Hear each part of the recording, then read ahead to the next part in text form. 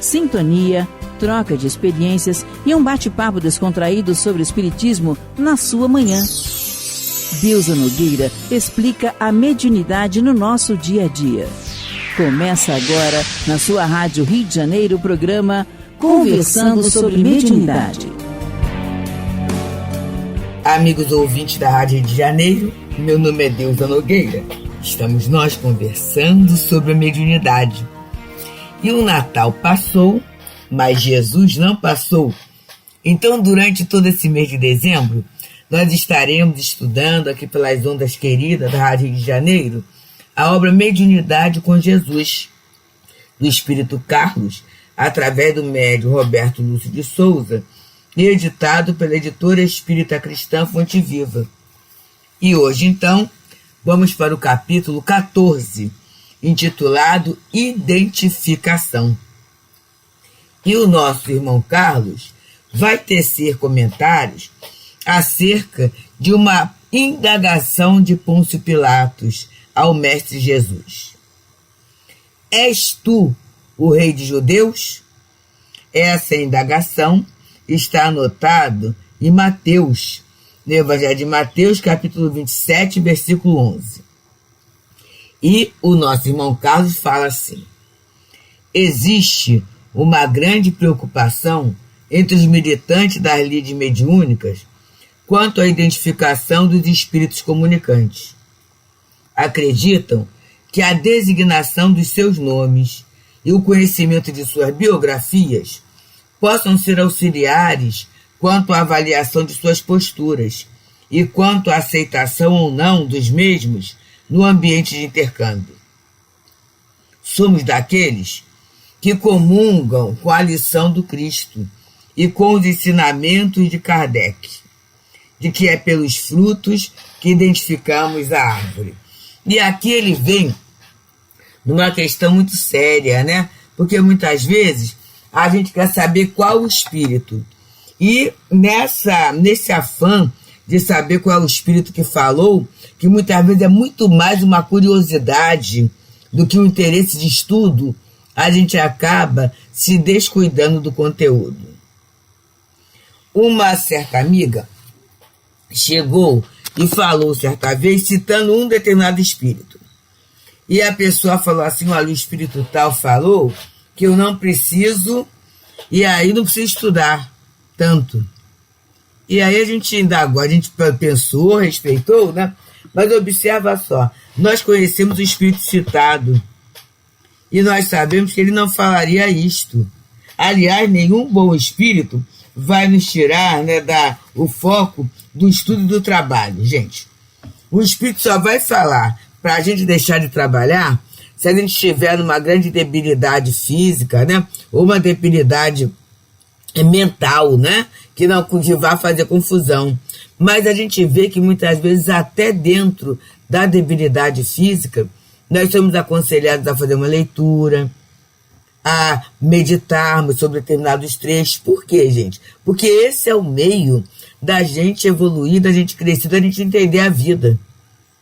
Não tem outro meio da gente ter essa noção clara do que é a vida, a não ser através do entendimento, né? Através do estudo. Então, mas aí a pessoa, no afã do nome do espírito, a pessoa não analisa a mensagem. E às vezes até, meus amigos, tem a outra questão. Eu absorvo da mensagem aquilo que me interessa. E, infelizmente, enquanto a gente é imperfeito, há uma estreita relação entre a interpretação, né, o aceite, o acatamento e a conveniência. Então eu acabo acatando aquilo que me convém. Percebemos, amigos, como é que a gente caminha? E aí ele diz aqui o que Kardec fala.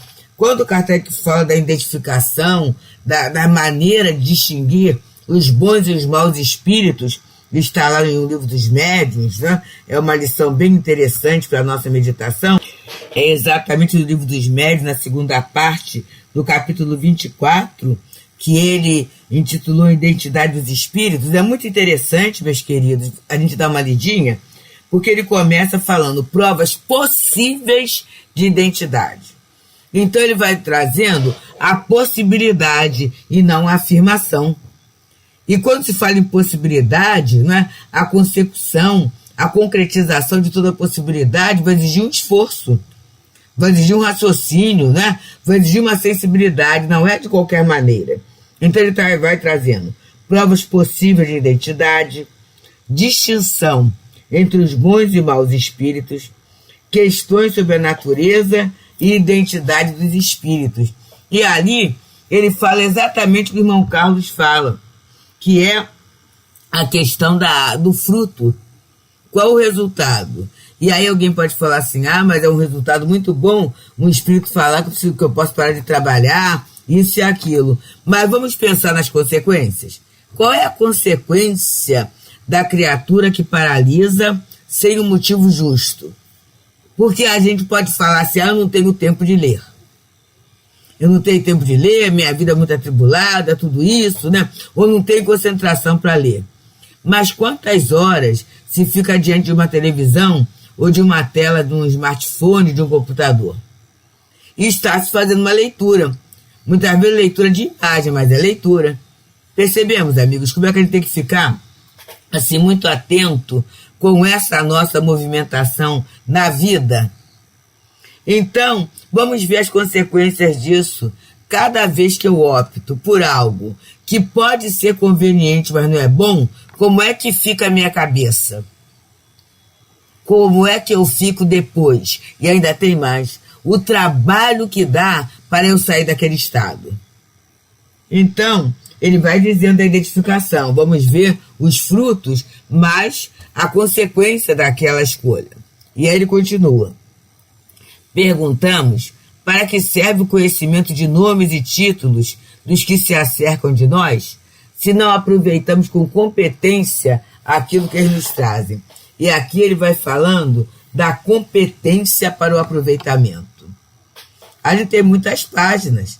E agora eu lembro, na casa de Leon Denis, temos até editado Palavras do Coração, volume 1, 2, 3, Mensagem do Dr. Hermo, Inspirações do Amor Único de Deus, Palavra de Antônio de Aquino, né? Pela Graça Infinita de Deus, Palavra de Baltazar, em 3 volumes e mais mensagens esparsas. Mas a questão é, que aproveitamento eu estou tendo dessas mensagens todas? Muitas vezes seria até melhor que eu lesse uma e me aprofundasse e aproveitasse, do que de repente eu sei toda a bibliografia, está no volume tal, a mensagem tal, eu sei a mensagem de cor, mas isso está trazendo um conteúdo para a minha vida, um conteúdo de coragem, bom ânimo, né? Organização, está trazendo isso? Porque se não estiver trazendo, gente, é perda de tempo. É perda de oportunidade, vamos dizer assim, né? De oportunidade de crescimento. E aí ele continua dizendo para nós, todo companheiro que se avizinha de nós tem uma lição para nos transmitir. Basta que tenhamos olhos de ver, identificando-os através do conteúdo que nos seja apresentado, examinando tudo e retendo somente a parte boa. É a belíssima expressão bíblica, né? Examinai tudo, retendo bem.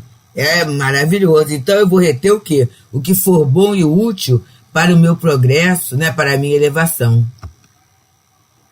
E aí ele continua nos ajudando a pensar numa coisa que às vezes é interessante. São detalhes que passam desapercebidos, né, na nossa atenção. Todo companheiro que se avizinha de nós, tem uma lição para nos transmitir. Basta que tenhamos olhos de ver, identificando-os através do conteúdo que nos seja apresentado, examinando tudo e retendo somente a parte boa. Isso é muito interessante, porque as nossas expectativas muitas vezes são muito determinantes, muito fechadinhas. E eu falo assim, mas fulano não pode me dar nada de bom. Não foi assim com Jesus? Da Galileia não sai nada de bom. E a gente caminha muitas vezes norteado por preconceitos. simplesmente, né, me impedindo de analisar, de avaliar. Então, quando ele fala que todo mundo tem uma lição a transmitir e que a gente retém a parte boa, porque muitas vezes o que o outro tem a nos transmitir é mostrar como certas palavras, como certos pensamentos, como certos comportamentos são prejudiciais, são danosos. Então, muitas vezes, a função da pessoa na nossa vida é só mostrar isso. E aí, como é que eu fico, né, no meio desse contexto todo?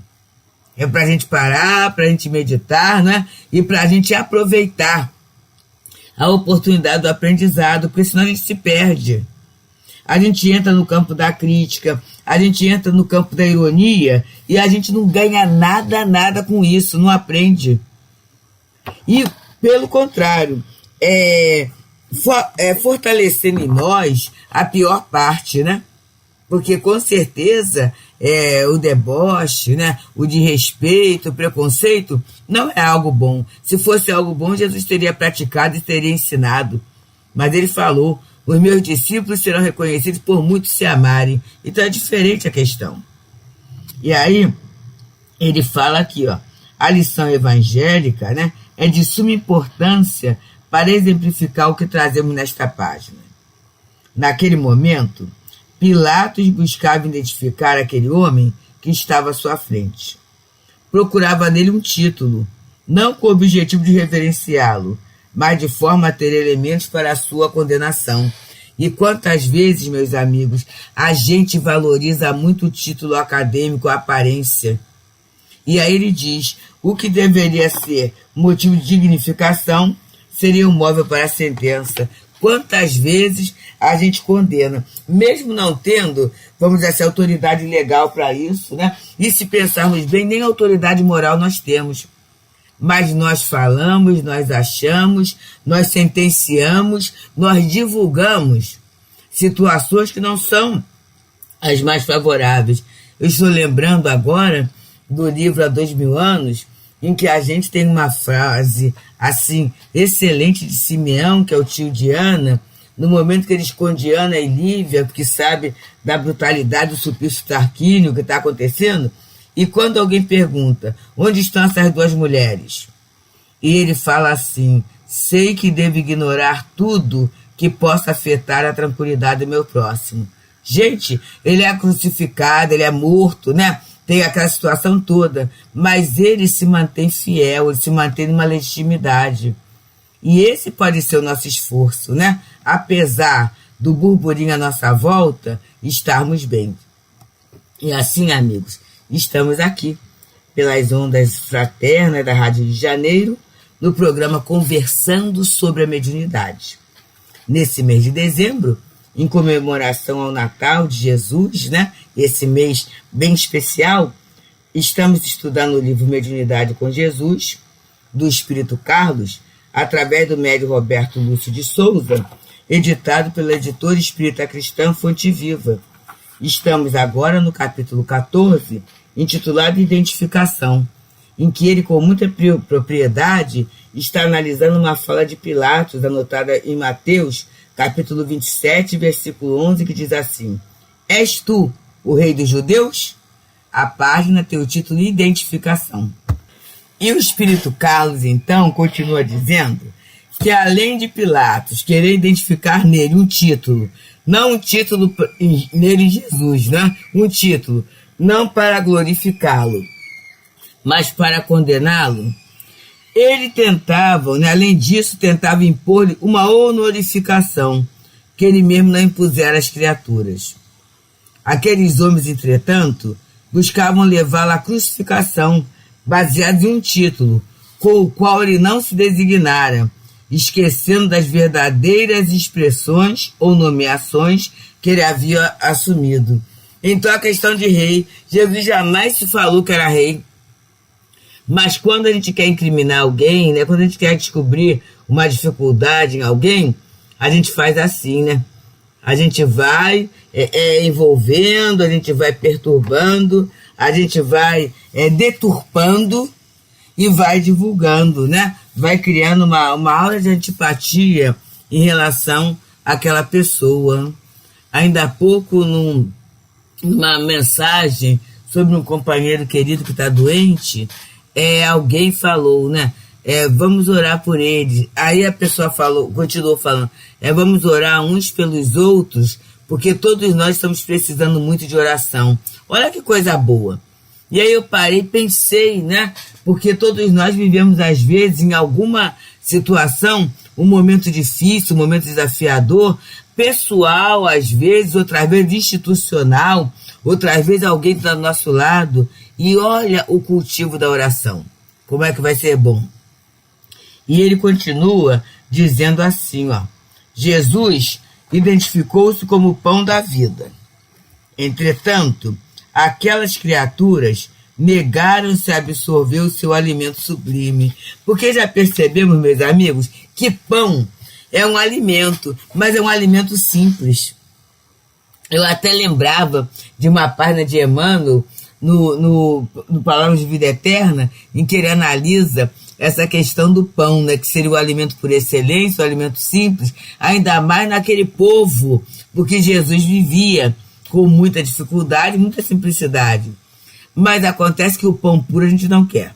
O Chico Xavier falava, né, que a complicação começou com a manteiga, que a gente começa com o supérfluo.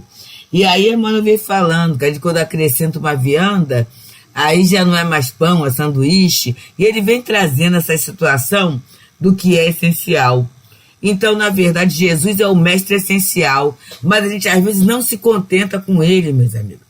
Quantas pessoas que, além de Jesus, vão procurando outras situações complicadas, porque Jesus ele não prescreveu para nós nenhuma complicação, ele prescreveu o sentimento do amor, que vai ser expresso, né, de acordo com o nosso entendimento, de acordo com a nossa vontade, né, de acordo com a nossa evolução. E aí a gente fala assim, mas só isso? Ah, não. Eu quero outros mestres que me coloquem numa situação mais fácil. Mas, na verdade, mais fácil não é isso, não. A vida eu tenho que andar não sei quantos quilômetros, eu tenho que fazer não sei quantas voltas, eu tenho que... É muita coisa. Mas parece até que a gente quer se entulhar de muitas coisas para não pensar naquilo que é essencial, para não nos alimentarmos do que é essencial, não é? Vamos até olhar a alimentação simples, né? E nós aqui no Brasil temos essa bênção de poder fazer pratos simples e variados. Ela é tranquila. Ela, na verdade, não nos fará mal. O que nos faz mal? Os excessos, né? Aquelas questões que eu vou acrescentando ao que é essencial e daqui a pouco vai ser tão gostoso e muitas vezes eu até vicio o meu paladar com questões desnecessárias. E ele vem dizendo... Ele disse, Jesus, que ele era a água viva, que não nos deixaria ter sede. Porém, o comodismo daqueles homens recusou-se a sorvê-la, preferindo a sede queixosa na qual se viciaram. E é a questão da água viva, né? E aí a gente fala aí da água ardente, dos alcoólicos, né? Que é alguma coisa que vicia. A água, na verdade, a gente toma quando tem sede e alguns de nós tomamos até por educação, porque tem gente que se deixar esquece de beber água. Mas não esquece de beber o suco, não esquece de outra bebida. E como a água é importante, a gente vai aprendendo disso, alguns de nós até nos disciplinamos a tomar aqueles 2 litros de água por dia, né? No mínimo, né? Para que tenhamos uma hidratação. E a gente vê o quê? A qualidade da água pura. O que acontece? Quando você se acostuma a tomar água pura, não é? É interessante, não sobra espaço para outras sedes. Outras sedes. Você até pode usar mais uma vez ou outra. Essa outra questão não fica sendo essencial para a gente. E você fica bem, você fica saudável. Então Jesus é essa água viva. Mas a gente às vezes quer colocar acréscimos na água, né? Que na verdade desfigura o sabor e cria até viciações. Ele, Jesus, mostrou que é o caminho. No entanto, os que o condenaram optaram pelas trilhas da estrada larga da irresponsabilidade. É aquele momento em que eu saio do caminho, né? E eu começo a escolher outras questões bem complicadas, bem perniciosas, né? Outros atalhos. Jesus nomeou-se a verdade, porém muitos dos que conviveram com ele taparam os ouvidos, preferindo a negação daquilo que exigiria renovação. Porque viver com a verdade, ser filho com a verdade não é fácil. E quantas vezes, meus irmãos, a gente se vê assim, com cuidado de ser verdadeiro, mas sem ser mal, né? É um desafio para a vida nossa, para a vida de cada um de nós. E aí ele continua, disse também ser a vida. Os homens, entretanto, em sua maioria, continuam escolhendo a morte pelo pecado e a condenação do justo. O Cristo aceitou o título de Senhor. Muitos dos que estiveram ao seu lado não aceitaram o seu chamado, mantendo-se à margem, na ociosidade. E ele afirmou ser o mestre. No entanto, o tempo prossegue e as suas divinas lições irradiam-se pelos cantos da terra, como um cântico da própria vida, sendo estudadas por poucos e compreendidas por alguns apenas. Então, gente, os títulos que Jesus teve, né, que ele se deu foi: eu sou o pão da vida, eu sou a água viva, eu sou o caminho, eu sou a verdade, eu sou a vida, eu sou o Senhor, eu sou o mestre. Jamais Jesus disse que era rei. Muito interessante, porque o evangelho, ele não se confunde com o poder temporário da vida material. Mas a gente, muitas vezes, vive a religião nessa questão de poder temporário. E aí a gente se confunde e se perde muito, né? Porque a gente quer condenar. A gente quer eliminar aquilo que a gente não consegue fazer e seguir. E foi a questão com Jesus. Já que ele trazia uma mensagem que mexeria com toda a estrutura, não só a estrutura social, não, a estrutura íntima de cada um de nós, e era verdadeira. Então, na verdade, a crucificação de Jesus foi um adiamento desse encontro com essa verdade imortal, né? E aí o irmão Carlos encerra esse capítulo falando assim: não basta buscarmos a identificação dos que nos cercam. É fundamental discriminarmos os seus ensinos e, percebendo os bons, vivê-los, na certeza de que o fruto bom procede da boa árvore.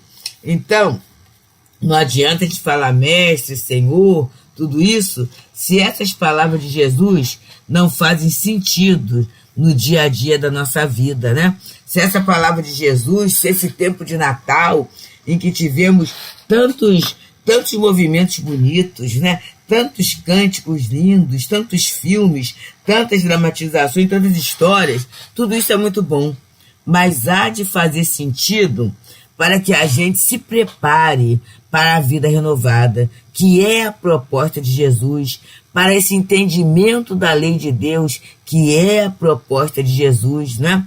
Que é essa identificação com o mais alto, com o superior, não para ser superior a alguém, mas para vivermos esta felicidade que é possível, e que é a meta de todos nós, filhos de Deus. Então, que o Senhor Jesus nos abençoe muito, nos abençoe sempre, e que a gente possa viver com muita paz. Deusa Nogueira explica a mediunidade no nosso dia a dia. Programa Conversando sobre Mediunidade.